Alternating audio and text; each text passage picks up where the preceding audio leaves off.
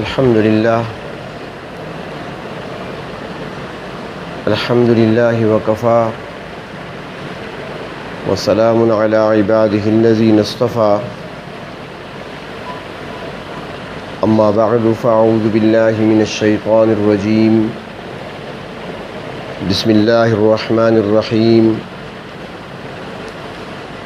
وأما من خاف مقام ربه ونهى النفس عن الهوى فإن الجنة هي المأوى صدق الله العظيم اللهم صل على سيدنا محمد وعلى آل سيدنا محمد وبارك وسلم.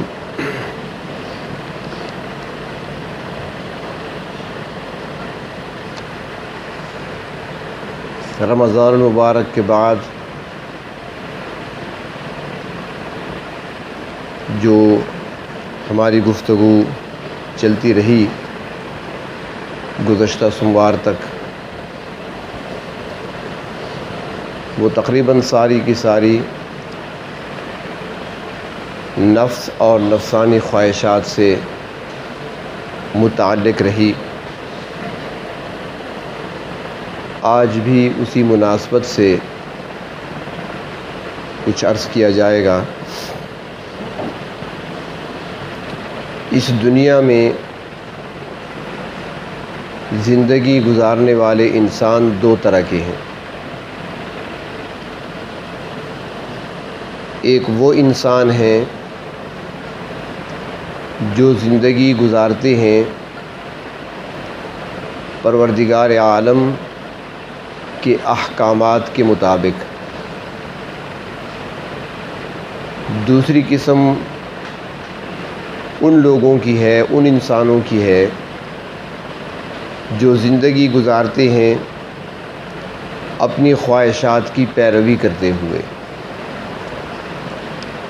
بلکہ یوں سمجھیں کہ اس دنیا میں ایک مقابلہ ہے. ایک طرف اللہ رب العزت کے احکامات ہیں، ان کو تسلیم کرتے ہوئے ان کے تحت زندگی گزارنا، اور دوسرا ہے جو نفس چاہے، جو خواہش پیدا ہو اس کو پورا کرنے میں لگ جانا. یہ دو طرح کے انسان ہیں اور دو طرح کی زندگی گزاری جا رہی ہے دنیا میں. تبلیغ والے حضرات بڑے آسان لفظوں میں اس کی تشریح کرتے ہیں کہ ایک خدا چاہی زندگی ہے اور ایک من چاہی زندگی ہے. انجام کے اعتبار سے بھی اللہ تبارک و تعالی نے دو مقامات تیار کر رکھے ہیں. ایک مقام ان لوگوں کے لیے ہے جنہوں نے دنیا کی زندگی میں اللہ رب العزت کے احکامات کے تحت اپنی زندگی گزاری. اس مقام کو اہل ایمان کا، احکامات کے تحت زندگی گزارنے والوں کا مہمان خانہ سمجھ لیجئے. رب تعالیٰ کی طرف سے مہمان خانہ ہے، مہمانی کی جائے گی جسے جنت کہا جاتا ہے. اور دوسرا ٹھکانہ وہ ان لوگوں کے لیے ہے جنہوں نے دنیا میں اللہ کے احکامات کو چھوڑ کر اس کے مقابلے میں ساری زندگی اپنی خواہشات کی پیروی کرتے رہے. تو ان کے لیے جو ٹھکانہ تیار کیا گیا ہے اسے جہنم کہتے ہیں، جسے ہم دوزخ کہتے ہیں. وہ ان کے لیے جیل خانہ ہے جہاں پر ان کو سزا دی جائے گی اپنے کیے کی. روایات میں آتا ہے کہ اللہ رب العزت نے جب جنت کو پیدا فرمایا اور اس کو مزین کیا، نہریں جاری ہو گئیں، باغات لگ گئے، محلات تعمیر ہو گئے، حوریں اس میں بسا دی گئیں، غلمان اس میں چھوڑ دیے گئے. تو جبریل امین سے پروردگار عالم نے فرمایا جا کر ذرا دیکھ کر آؤ، نظارہ کر کے آؤ۔ حضرت جبریل امین آئے جنت میں بہتی ہوئی دودھ، شہد، شراباً طہورا اور پاکیزہ پانی کی نہریں دیکھیں، جنت میں درختوں کو دیکھا اور چلتی ہوئی ہوا سے درختوں کے بجتے ہوئے پتوں کی خوشنما آوازوں کو سنا، حوروں کے ترانے سنے، غلمانوں کے ہاتھ میں جام دیکھے، محلات کو دیکھا، ہر قسم کی آسائش کو دیکھا کہ یہ تو ایسی جگہ ہے جہاں غم اور پریشانی کا نام تک نہیں، یہاں پر امن ہی امن ہے، خوشی ہی خوشی ہے، ہر طرف خوشحالی ہے، ہر طرف خوشگوار ہوائیں چل رہی ہیں، ہر طرف سلام سلام کی آوازیں ہیں، سلامتی کی دعائیں ہیں۔ تو یہ سارے نظارے دیکھے جبریل امین نے۔ تو جب رب تعالیٰ کے پاس واپس پہنچے، اللہ رب العزت نے فرمایا کہ میری اس جنت کو کیسا پایا؟ عرض کیا پروردگار بہت ہی عالی شان جنت ہے، بہت ہی عالی شان ٹھکانہ ہے، خوش قسمت ہوں گے وہ لوگ جن کو یہ مقام ملے گا۔ تو پھر اللہ تعالیٰ نے فرمایا کہ اگر لوگوں کو پتہ چل جائے تو پھر کیا خیال ہے لوگ اس کے لیے کوشش کریں گے؟ تو عرض کرتے ہیں اللہ جب انہیں پتہ چل جائے کہ ایسی نعمتیں ہیں، ایسے باغات ہیں، ایسے محلات ہیں، تو یقیناً ہر بندہ اس کو حاصل کرنے کی کوشش کرے گا، بشرط یہ کہ یقین کامل ہو۔ میں یہی بات اکثر کہا کرتا ہوں کہ آج ہم نے زبان سے تو کہہ دیا لیکن دل میں نہیں اترا۔ کیا ہم کوشش کر رہے ہیں؟ یہ سب کچھ ہم نے سنا اور پڑھا ہے، اللہ کے قرآن میں بھی سنا ہے جس سے سچی کتاب کوئی نہیں، اللہ کے نبی کے فرمان بھی ہمارے سامنے آئے ہیں جن سے سچا انسان کوئی نہیں، لیکن یہ بات ہمارے دل میں نہیں اتری۔ ابھی تھوڑی دیر تصور کر لیں، اگر پتہ چل جائے کہ یہاں ساتھ ہی کچھ دیر کے بعد دعا کے بعد خیرات ہوگی اور انہوں نے جو ہے وہ بکرے ذبح کیے ہوئے ہیں اور روسٹ کیے ہوئے ہیں اور گوشت ہے ہر طرف اور پلاؤ بہترین بنا ہوا، کیا خیال ہے کوئی گھر کی طرف جائے گا؟ سارے دوڑیں گے، بلکہ شوگر والے شوگر بھول جائیں گے، بلڈ پریشر والے بلڈ پریشر بھول جائیں گے، سارے دوڑ پڑیں گے وہاں پر، کیونکہ یقین ہے۔ کھانوں کا تو ہمیں یقین ہے، سب کچھ بھول جاتے ہیں، لیکن اللہ اور اللہ کے رسول کے قول کا ہمیں یقین نہیں ہے۔ اگر ہوتا تو ہم ان جنتوں کے حصول کے لیے کوشش ضرور کرتے۔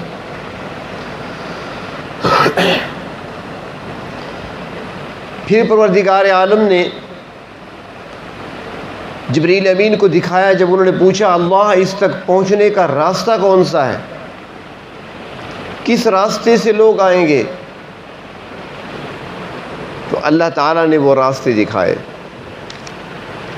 جب جبریل امین نے راستے دیکھے تو انتہائی دشوار گزار راستے تھے، انتہائی مشقتوں والے راستے تھے۔ جون، جولائی، اگست کے روزے تھے، اس میں سردیوں کی ٹھنڈی ہواؤں میں نمازیں تھیں، اس میں جان ہتھیلی پر رکھ کر اعلاء کلمت اللہ کے لیے میدان جہاد میں اترنا تھا، اس میں قربانیاں تھیں، اپنے پاس کچھ نہ ہوتے ہوئے بھی دوسروں کو اپنے اوپر ترجیح دینا تھی، ایثار تھا، قربانی تھی، محبتیں تھیں، پتھروں کے مقابلے میں دعائیں تھیں، کانٹے بچھانے والوں کے لیے دعائیں تھیں۔ بڑی مشکل کام ہے، آسان تو نہیں ہے۔ تو جبریل امین نے دیکھا اللہ یہ تو راستے بہت مشکل ہیں، بڑے مشکل راستے ہیں۔ فرمایا ان راستوں کو جو عبور کرے گا، ان مشکلات کو برداشت کرے گا تو وہ ان نعمتوں کو حاصل کر لے گا۔ حدیث شریف میں بھی آتا ہے نا کہ الدنیا سجن المؤمن، یہ دنیا تو مومن کے لیے قید خانہ ہے، پابندیاں ہیں، اس طرف جانا ہے، اس طرف نہیں جانا، اذان ہو گئی سارے کام چھوڑنے ہیں، مسجد کی طرف آنا ہے، رمضان کا چاند نظر آ گیا کھانا پینا چھوڑ دینا ہے، سال پورا ہو گیا مال پر زکوٰۃ کی ادائیگی کرنی ہے، جی چاہے نہ چاہے دینا ہے، کوئی فقیر آ گیا تو اس کی مدد کرنی ہے، کوئی بھوکا ہے تو اس کو کھلانا ہے، کوئی پیاسا ہے اس کو پلانا ہے، کسی کو راستہ چاہیے تو راستہ دکھانا ہے۔ یہ ساری چیزیں ہیں، اس لیے جیل خانہ قرار دیا گیا دنیا کو مومن کے لیے۔ تو جبریل امین نے عرض کیا اللہ راستے بڑے مشکل ہیں۔ اللہ نے فرمایا اچھا ٹھیک ہے، پھر میں نے ایک دوسری جگہ بھی بنائی ہے، وہ بھی ذرا دیکھو۔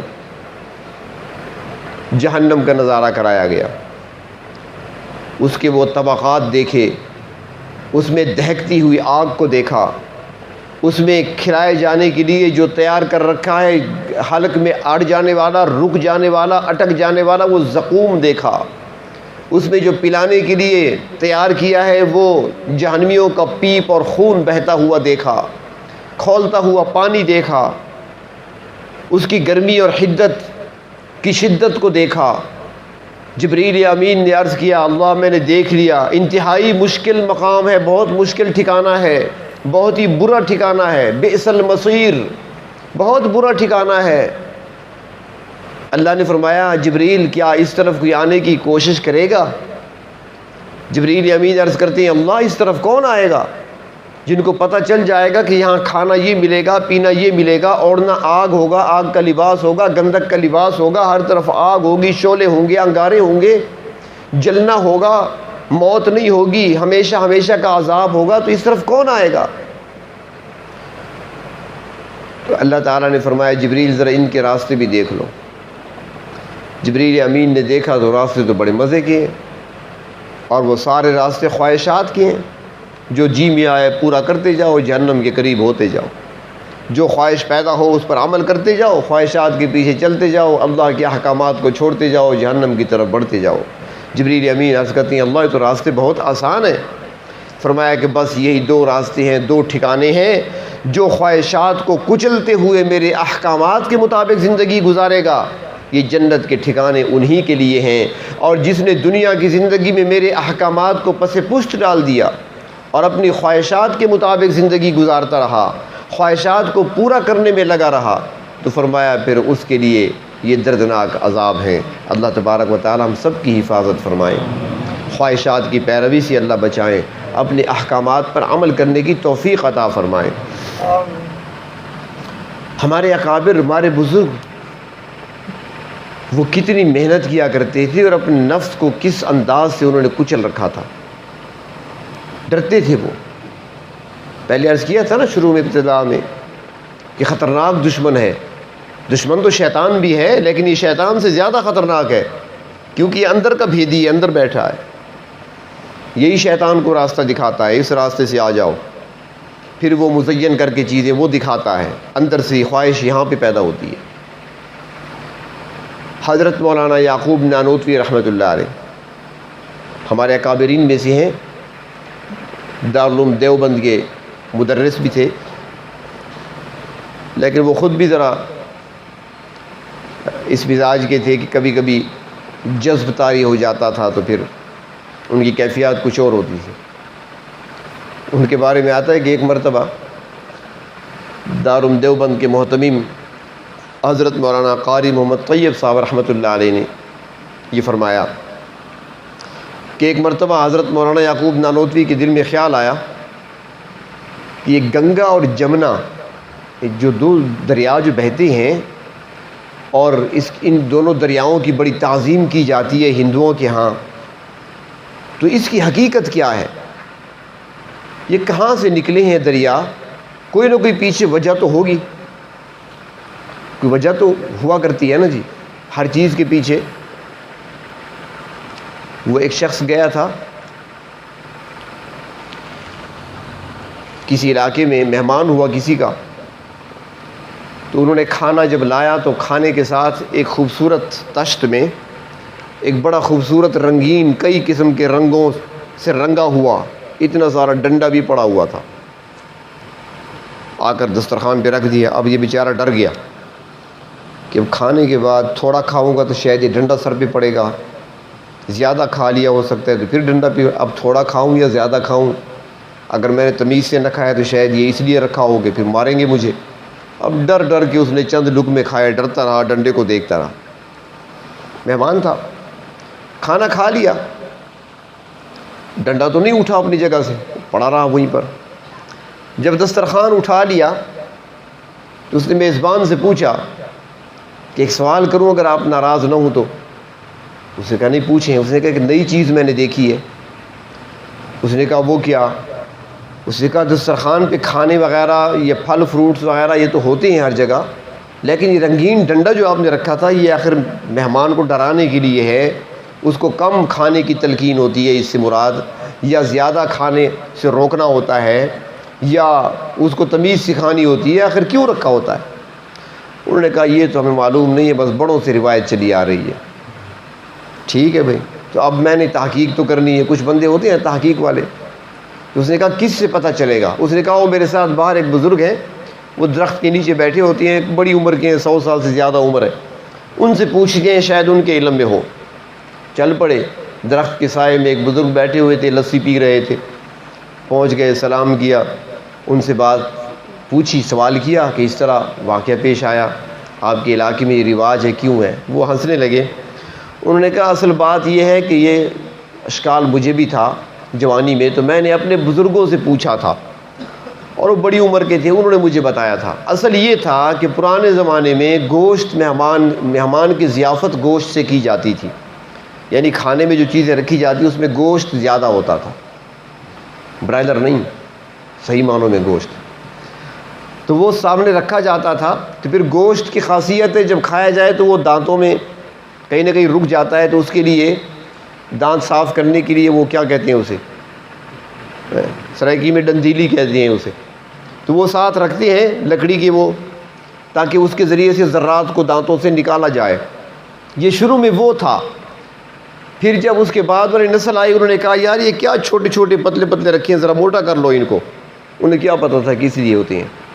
اب ہر مہمان تو وہ استعمال نہیں کرتا نا، دسترخوان پہ رکھتے تھے ویسے اٹھا کر لے جاتے. انہوں نے کہا بس رواج ہے، برکت کے لیے ہیں. انہوں نے ذرا موٹا کر دیا، وہ کرتے کرتے ڈنڈا بن گیا. اب وہ کسی کام کا نہیں ہے لیکن وہ رسم چل رہی ہے، وہ ڈنڈا آ جاتا ہے. تو کچھ چیزیں ایسی ہوتی ہیں، بنیاد کچھ نہ کچھ ہوتی ہے. ایک اور رسم بھی بتا دوں کیونکہ میری مائیں بہنیں بھی سن رہی ہیں، وہ بھی سن لیں ذرا. ہمارے ہاں شادیوں پر ایک رسم ہے کہ جب دلہن کو لایا جاتا ہے نا تو دروازے پر قرآن پاک کو پکڑا جاتا ہے، اس کے نیچے سے اسے گزارا جاتا ہے. قرآن پاک وہ اپنے ساتھ لے کر آتی ہے. اکثر جو ہے دلہن کو قرآن پاک کا تحفہ دیا جاتا ہے، وہ پکڑتے ہیں، اس کے نیچے دلہن کو گزارتے ہیں. اب یہ قرآن پاک لے جانے اور اس کو نیچے گزارنے یہ کیا ہے؟ آپ ذرا پیچھے چلے جائیں، صدیوں پیچھے یہ روایت تھی. اور وہ کس طرح تھی کہ صدیوں پہلے جب یہ چھاپے خانے نہیں تھے، قرآن پاک یا کتابیں چھپا نہیں کرتی تھیں، اس زمانے میں مسلمانوں کے ہاں دستور تھا کہ جب بچی لکھنا پڑھنا شروع کرتی تھی تو پہلے تو ان کو خوشخطی سکھاتے تھے تاکہ خط اس کا اچھا ہو، تحریر اچھی ہو. جب وہ خوشخطی سیکھ لیتی تھی، کچھ پڑھنا لکھنا جان لیتی تھی، تو بچی کو کہا جاتا تھا کہ قرآن پاک کو لکھنا شروع کرو، اب تمہارا خط بڑا خوبصورت ہے، رائٹنگ بہت اچھی ہے، اب لکھنا شروع کرو. تو وہ بچی سورۃ الفاتحہ، سورۃ البقرہ پھر یہاں سے شروع کرتی اور قرآن پاک کو لکھنا شروع کر دیتی. شادی کی عمر تک وہ قرآن پاک کا مکمل نسخہ اپنے ہاتھ سے لکھ لیا کرتی تھی. جب وہ مکمل ہو جاتا تھا، جب شادی ہوتی تو اس کو کہا جاتا تم نے خود لکھا ہے، اپنے ساتھ لے جاؤ، اب اس کو پڑھتے رہنا زندگی بھر، اب اس کی تلاوت کرنی ہے تم نے. تو وہ لکھا ہوا قرآن پاک کا نسخہ اس کو ساتھ دیا جاتا جہیز میں، اور اسی نسخے پہ وہ تلاوت کیا کرتی تھی، نہ کہ اوپر پکڑ کر نیچے سے گزارا جاتا تھا. ہم نے کہاں سے کہاں بات پہنچا دی ہے. تو پچھلی بات یاد ہے کیا؟ ہاں شکر ہے. چلو، گنگا جمنا کی بنیاد کیا ہے؟ تو مولانا یعقوب نانوتوی رحمۃ اللہ علیہ مدرسے جا رہے تھے، کتاب ہاتھ میں ہے، مدرسے جا رہے ہیں. خیال آیا، جب خیال آیا تو بس چل پڑے کہ میں نے گنگا جمنا کی تحقیق کرنی ہے. مدرسہ بھول گئے، گھر بھول گئے. اب شام ہو گئی، گھر والے تلاش کر رہے ہیں کہاں ہیں، مدرسے گئے تھے صبح واپس نہیں آئے. مدرسے والے کہتے ہیں یہاں تو آئے ہی نہیں ہیں، پھر کہاں چلے گئے، درمیان میں سے کہاں غائب ہو گئے. ان کو کتنے دن لگے، سفر پہ چلتے رہے. وہاں مرکز پہ جا پہنچے، جس پہاڑ سے یہ دونوں دریا نکل رہے تھے وہاں پہنچ گئے، اور خود آ کر واقعہ سنایا کہ یہ پہاڑ میں 2 چشمے ہیں جہاں سے پانی نکل رہا ہے، اور ایک کا نام چشمے کا نام گنگا ہے، دوسرے کا جمنا ہے، اور جو دونوں چشمے ہیں دونوں کے ساتھ قبریں ہیں، گنگا کے ساتھ بھی قبر ہے، جمنا کے ساتھ بھی قبر ہے، ان قبر والوں کے نام بھی گنگا اور جمنا ہیں، انہی کے نام پر دریاؤں کے نام گنگا اور جمنا بن گئے۔ تو فرمانے لگے کہ میں تحقیق کر آیا ہوں، لگتا ہے کہ وہ کوئی اللہ کے نیک بندے تھے گنگا اور جمنا نام کے، جو وہاں پہ تھے، اور ان کے ساتھ یہ پانی کا چشمہ تھا، تو وہ دریا ان کے نام سے منسوب ہوئے، چونکہ وہ نیک بندے ہوں گے تو اس لیے لوگوں نے ان کی پہلے ادب و احترام ان کا کیا کرتے ہوں گے، اس کے بعد پوجا شروع ہو گئی، پھر ان تک کون جائے وہاں تک اتنی دور، بس جو پانی ان کے قدموں سے نکل کر آ رہا ہے بس یہی ہمارے لیے معبود ہے، بس اسی کو پوجتے رہو، اسی کو بابرکت سمجھ لیا۔ تو وہ خود بھی ایک اس قسم کے جذب کی کیفیت رکھنے والے بزرگ تھے۔ انہوں نے ایک واقعہ بیان کیا جو میں اصل بات عرض کر رہا تھا۔ انہوں نے فرمایا کہ ایک مرتبہ ایک مجذوب بیٹھا ہوا تھا اور وہ اپنے خیال میں مست بیٹھا ہے، اور وہ کہہ رہا ہے کہ نہ تو میرا خدا ہے اور نہ میں تیرا بندہ، نہ تو میرا خدا ہے اور نہ میں تیرا بندہ، تو پھر میں تیری کیوں مانوں؟ یہ جملہ بار بار کہہ رہے ہیں۔ کچھ لوگوں نے سنا، انہوں نے کہا یار یہ کیا کہہ رہا ہے، تو کلمہ کفر ہے، کفریہ کلمات کہہ رہا ہے۔ انہوں نے جا کر وقت کی جو قاضی تھی اس کو بتا دیا کہ فلاں جگہ ایک بزرگ بیٹھا ہے، مجذوب بیٹھا ہے، اور اس طرح جملہ کہہ رہا ہے، کوئی اور سنے گا، جوان سنیں گے، بچے سنیں گے، کوئی اور بھی سن لے گا، یاد کر لے گا، وہ بھی کہنا شروع کر دے گا کلمہ کفر ہے۔ قاضی نے کہا ٹھیک ہے، کہاں ہے؟ فلاں جگہ بیٹھا ہے۔ پکڑوا لیا، قاضی کے پاس آ گئے، پیش کر دیا۔ اب بیچارہ آ تو گیا، پتہ نہیں تھا مجھے کیوں لے کر جا رہے ہیں سپاہی پکڑ کر۔ جب وہاں پہنچے، قاضی نے پوچھا تو کیا کہہ رہا تھا؟ اس نے کہا جی میں کیا کہہ رہا ہوں۔ اس نے کہا تم نے یہ جملے کفریہ کہے ہیں؟ اس نے کہا توبہ توبہ، میں کفر کر سکتا ہوں؟ میں کہاں کفر کر سکتا ہوں، میں اللہ کا انکار کر سکتا ہوں؟ اس نے کہا آپ نے پھر کیوں کہا؟ اس نے کہا میں نے اپنے نفس کو کہا ہے، میرا نفس کئی دنوں سے کھیر کھانے کی خواہش کر رہا تھا، تو میں اس سے کہہ رہا ہوں کہ نہ تو میرا خدا ہے نہ میں تیرا بندہ، میں تیری بات کیوں مانوں؟ میں تو اپنے نفس کو کہہ رہا ہوں، اللہ کے انکار کون کر سکتا ہے؟ تو اتنی محنت کیا کرتے تھے اپنے نفسوں پر، خواہشات کو پیچھے ڈال دیتے تھے جب حکم آ جاتا تھا۔ ایک صحابی ہیں، نوجوان تھے، نبی اکرم صلی اللہ علیہ وسلم کی خدمت میں حاضر ہوئے، عرض کیا یا رسول اللہ صلی اللہ علیہ وسلم، میں اب جوان ہوں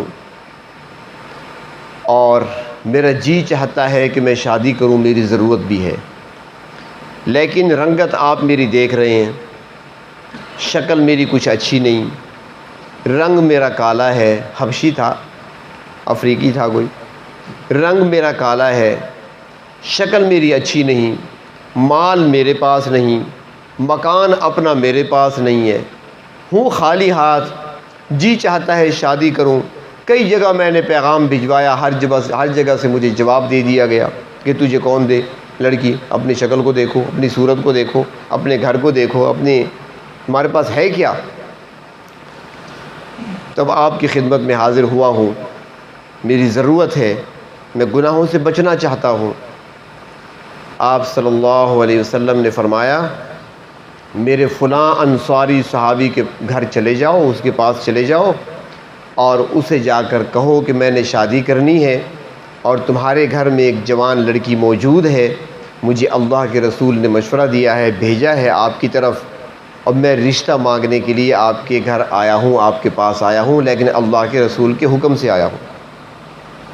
یہ چلے گئے خوشی خوشی، وہاں گئے، دروازہ کھٹکھٹایا، وہ صحابی انصاری باہر آئے، کیسے آنا ہوا؟ جی میں آیا نہیں، بھیجا گیا ہوں۔ جی کس نے بھیجا؟ اللہ کے رسول صلی اللہ علیہ وسلم نے بھیجا۔ کیا پیغام ہے، کیا حکم؟ عرض کیا میں شادی کرنا چاہتا تھا، نکاح کے لیے اللہ کے رسول کی خدمت میں حاضر ہوا، اپنی خواہش کا اظہار کیا، درخواست رکھی آپ کے سامنے، تو آپ صلی اللہ علیہ وسلم نے مجھے آپ کی طرف بھیجا ہے کہ آپ کے گھر میں ایک جوان لڑکی موجود ہے، رشتہ یہاں پر موجود ہے، تو میں اس لیے حاضر ہوا ہوں رشتہ مانگنے کے لیے، لیکن اللہ کے رسول کے حکم پر۔ اب اس صحابی نے بڑے غور سے دیکھا، ان کی شکل و صورت کو دیکھا، ان کی رنگت کو دیکھا، ان کی مالی حالت کو بھی وہ جانتے تھے، اس کے قبیلے کو بھی جانتے تھے، بنی سلیم قبیلے سے ان کا تعلق تھا۔ تو ان سے کہا بات یہ ہے کہ یہ فیصلہ میں خود تو نہیں کر سکتا، کیونکہ بیٹی میری جوان ہے اور اس کو بھی حق حاصل ہے رائے دینے کا، اگر وہ راضی ہوگی تیار ہوگی تو تب تو ہو سکتا ہے، میں خود تو فیصلہ نہیں کر سکتا۔ وہ آنے والے سمجھ گئے کہ انکار ہی سمجھو، کہ شاید وہ مجھے دیکھ کر انکار اس انداز سے کر رہے ہیں، بہانہ بنا رہے ہیں، یہاں بھی مجھے رشتہ ملے گا نہیں۔ واپس پلٹے، روانہ ہو گئے۔ وہ انصاری صحابی اپنے گھر تشریف لائے، مکان چھوٹے ہوا کرتے تھے، تو بیٹی نے کچھ آوازیں سن لی تھی، وہ گھر میں تھی، اس سے پوچھا ابا جی کون آئے تھے؟ انہوں نے کہا قبیلہ بنی سلیم کے ایک نوجوان ہے، غریب سا آدمی ہے، فقیر مسکین سا ہے، وہ آیا تھا۔ کس لیے آیا تھا؟ وہ اللہ کے رسول کی خدمت میں گیا، شادی کرنا چاہتا ہے، نہ تو کوئی اچھی صورت ہے، نہ کوئی شکل ہے، اور نہیں اس کے پاس بھی اپنا مال و زر ہے، کچھ بھی نہیں، خالی ہاتھ ہے، فقیر سا بندہ ہے، اور وہ کہہ رہا تھا کہ اللہ کے رسول نے مجھے آپ کے ہاں بھیجا ہے، رشتہ وہ مانگنے آیا تھا، تیرا رشتہ مانگنے آیا تھا۔ بیٹی نے کہا ابا حضور جلدی جائیں، اس کو روکیں، آپ اس کی شکل کو نہ دیکھیں، اس کی حالت کو نہ دیکھیں، آنے والے کو نہ دیکھیں، بھیجنے والے کو دیکھیں۔ میں رشتے کے لیے تیار ہوں، میری خواہش اپنی جگہ، میری بھی تو خواہش تھی خوبصورت جوان ہونا چاہیے، میری بھی خواہش تھی کہ ایک حسین ہونا چاہیے میرا شوہر، میری بھی خواہش ہے کہ اچھا مکان ہونا چاہیے، میری بھی خواہش ہے میرے خاوند کے پاس سب کچھ ہونا چاہیے، لیکن ساری خواہشات قربان کرتی ہوں اللہ اور اللہ کے رسول کے حکم پر۔ یہ ہے خواہشات کو پیچھے ڈالنا، احکام کی پابندی کرنا۔ وہ صحابی نے کہا جی میں جاتا ہوں۔ بیٹی نے کہا جلدی جائیں، ایسے نہ ہو کہ وہ پہلے پہنچ جائے یا پہلے وحی نازل ہو جائے۔ یہ دوڑ کر جاتے ہیں، اسے بلا کر لاتے ہیں کہ میری بیٹی راضی ہے، لہذا تم تیاری کرو، میں بیٹی کا نکاح تیرے ساتھ کرنے کے لیے تیار ہوں، کیونکہ میری بیٹی نے کہا ہے کہ آنے والے کو نہیں دیکھنا، بھیجنے والے کو دیکھنا ہے۔ یہ اللہ کے رسول کے پاس پہنچ گئے، خوش خوش گئے، یا رسول اللہ انہوں نے ہاں کر دی ہے۔ آپ نے فرمایا ٹھیک ہے، اب ہاں تو ہو گئی، اب یہ بتاؤ تمہارے پاس کچھ ہے بھی کہ نہیں؟ شادی جو کرو گے آخر مہر بھی دینا ہوگا، کچھ شادی کے اخراجات بھی ہوں گے، کوئی سوٹ بھی دینا ہوگا، کچھ تو ہوگا۔ اس نے عرض کیا یا رسول اللہ صلی اللہ علیہ وسلم میرے پاس تو کچھ نہیں ہے، میرے پاس تو کچھ نہیں ہے، میں تو خالی ہاتھ ہوں۔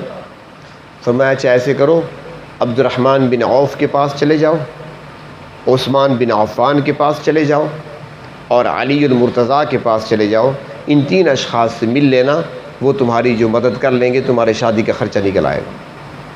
چنانچہ یہ گئے، اب اس دن گئے، دوسرے دن گئے، اس کام میں 2 دن لگے، 3 دن لگے، 4 دن لگے، 5 دن لگے، جتنا بھی لگا، تفصیل موجود نہیں ہے۔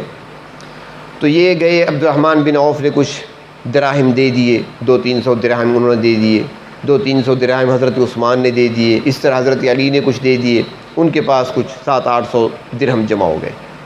اللہ کے رسول کی خدمت میں حاضر ہوئے، یا رسول اللہ صلی اللہ علیہ وسلم یہ مال میرے پاس آ گیا۔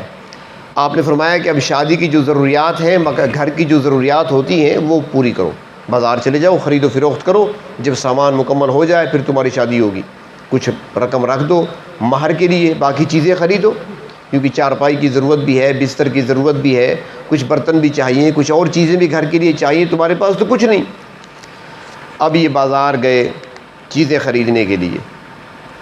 اب جب بازار پہنچے، ابھی انہوں نے 1-2 چیزیں خریدی تھیں، پیسے ان کے پاس ہیں، رقم ان کے پاس ہے، دراہم ان کے پاس ہے، کتنے میں ایک آواز سنی، ٹھہر گئے، آواز کس چیز کی ہے؟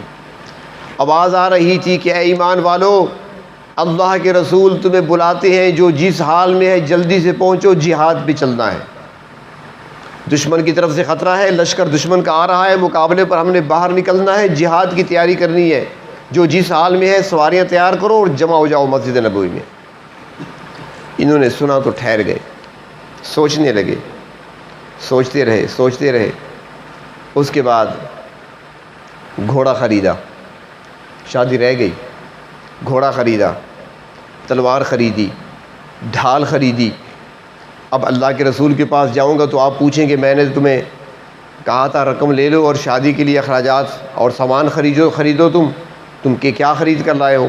تو آپ کہیں مجھے روک نہ دیں۔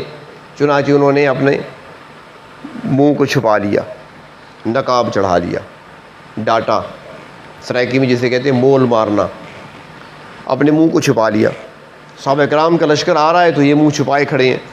کسی نے پوچھا یار باقی جو سب کو ہم جانتے ہیں، یہ انصاری ہے، یہ مہاجر ہے، یہ فلاں قبیلے سے فلاں قبیلے سے، یہ جو منہ چھپائے کھڑا ہے نقاب میں یہ کون ہے؟ حضرت علی نے فرمایا جو بھی ہے اپنا ہے ساتھی، اگر منہ چھپا رکھا ہے تمہیں اس سے کیا ہے، جہاد پہ جا رہے ہیں بس ٹھیک ہے، ہم نے چہرے تو نہیں دیکھنے۔ وہ خاموش ہو گئے۔ چنانچہ سفر شروع ہوا، جہاد پہ چلے گئے، کفار کے ساتھ جنگ ہوئی۔ جب جنگ ہو رہی تھی تو اس دوران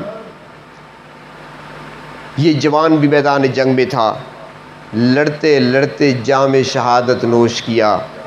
شہادت کے وقت جب گھوڑے سے گرے تو نقاب بھی ہٹ گیا، پہچان لیا لوگوں نے کہ بنی سلیم کا جوان سعد ہے۔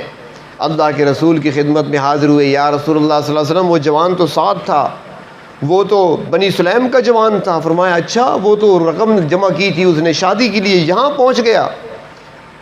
آپ نے فرمایا کہاں ہے وہ؟ جلدی جلدی چلتے ہوئے اللہ کے رسول وہاں پہنچے جہاں پر اس کا جسم پڑا تھا، اس کے سر مبارک کو اٹھایا، اپنی گود میں رکھا۔ کتنے خوش قسمت تھے وہ لوگ، کتنے خوش قسمت تھے، کتنا مقدر تھا ان کا۔ اللہ کے محبوب اس کے سر کو اپنی گود میں رکھتے ہیں اور فرماتے ہیں کہ میں نے تمہیں رقم جمع کرنے کے لیے اس لیے دی تھی کہ جا کر تم سامان خریدو، تمہاری شادی ہونی تھی، لیکن تم نے کہاں کی تیاری کر لی۔ اس کے بعد اس موقع پر اللہ کے محبوب صلی اللہ علیہ وسلم کی مبارک آنکھوں میں آنسو آ گئے۔ اس کے بعد آپ صلی اللہ علیہ وسلم مسکرا دیے۔ مسکرانے کے بعد آپ نے اپنا چہرہ انور دوسری طرف پھیر لیا۔ صحابہ کرام نے بعد میں عرض کیا یا رسول اللہ صلی اللہ علیہ وسلم یہ تین کام ہم نے بڑے عجیب دیکھے ہیں۔ صحابہ کرام پوچھ لیا کرتے تھے جب بھی کوئی ایسا موقع ہوتا۔ آج ہم نے عجیب کام دیکھے تین۔ پہلے تو آپ کی آنکھوں سے آنسو گرے، اس جوان کے چہرے پہ آئے، اس کے بعد آپ مسکرانے لگے، اور تیسری دفعہ پھر آپ نے اپنا چہرہ مبارک، رخ مبارک دوسری طرف پھیر لیا، اس حال میں کہ اس کا سر آپ کی گود میں تھا۔ آپ نے فرمایا ہاں کہ جب پہلی مرتبہ میں نے سر گود میں رکھا تو جدائی پر مجھے رونا آیا کہ آج یہ جوان ہم سے ہمیشہ کے لیے جدا ہو گیا۔ ان کی فراق میں، ان کی جدائی میں میری آنکھوں میں آنسو آ گئے۔ مسکرایا اس لیے کہ جس کی رنگت کالی تھی میری گود میں تھا، لیکن دیکھتے ہی دیکھتے رنگت اس کی گوری ہو گئی، جنت کی خوشبوئیں آنے لگیں۔ اور پھر میں نے جب دیکھا کہ سامنے سے دو حوریں تیزی سے دوڑتی ہوئی اس کی طرف آ رہی تھیں، اور اس حال میں تیزی میں تھی کہ ان کی پنڈلیوں سے کپڑا اٹھ رہا تھا، تو میں نے منہ دوسری طرف کر لیا۔ اللہ نے انعام پھر کیسا دیا، اپنی خواہشات کو پیچھے ڈالا، اللہ اور اللہ کے رسول کے حکم کو آگے رکھا۔ وہی لوگ تھے کامیاب۔ تو اس دنیا میں زندگی گزارنے والے دو ہی طرح کے لوگ ہیں، ایک وہ جنہوں نے اپنی خواہشات کو اپنے سامنے رکھا ہے، خواہشات جو بھی ہوتی ہیں ان کی پیروی کرتے ہیں، اپنا معبود اپنی خواہشات کو بنا رکھا ہے، اور دوسرے وہ ہیں جو خواہشات پر پیر رکھتے ہوئے، قدم رکھتے ہوئے اللہ تبارک و تعالیٰ کے احکامات کے مطابق زندگی گزارتے ہیں، اور وہی لوگ کامیاب ہیں۔ وَنَهَى النَّفْسَ عَنِ الْهَوَىٰ، جنہوں نے اپنے نفس کو قابو کر لیا اور خواہشات سے اپنے آپ کو بچا لیا۔ فرمایا فَإِنَّ الْجَنَّةَ هِيَ الْمَأْوَىٰ، ان کا ٹھکانہ پھر جنت ہوگا۔ تو اللہ تبارک و تعالیٰ ہمیں بھی اپنے احکامات کی پابندی نصیب فرمائے، نفس کی شرارتوں اور نفس کی خواہشات کی پیروی سے اللہ تبارک و تعالیٰ ہم سب کی حفاظت فرمائے۔